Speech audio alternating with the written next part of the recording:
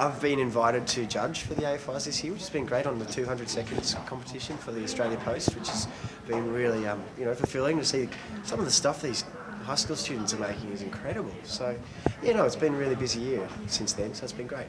It was a very tricky film to make because you're dealing with a lot of ethics and expectations, and she just really trusted us, and that was wonderful. It's amazing to receive it from people who watch the films rather than from my own colleagues. It's people who watch the stories and recognise my cinematography for helping to tell that story. That's what it's all about. Just trying to add any part of that story onto it itself.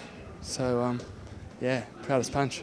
It was an interesting year for a lot of people. I think the financial crisis at the beginning of the year was pretty hard on a lot of productions, but this second half of the year has been the most amazing sort of,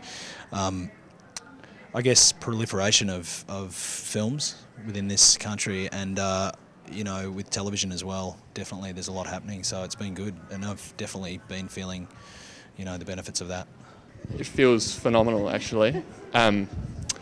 This film was like an incredible effort from the people involved, and it was a really short time frame, and everyone just worked basically their their waking lives to get it done, and committed heart and soul to it, and to receive all these accolades just really. I think for those people, it's an honour, I think. Well, David here, who's the location sound recorder, has provided us with a magnificent platform which to build. Warwick Thornton had a lot of very specific ideas about the way the sound would work. Some of them were written into the script in the first place, which always makes it more interesting for us to work with a film where the sound has actually been thought about before we go into post-production. Yulia created some of the most magnificent atmospheres you'll ever hear in a feature film.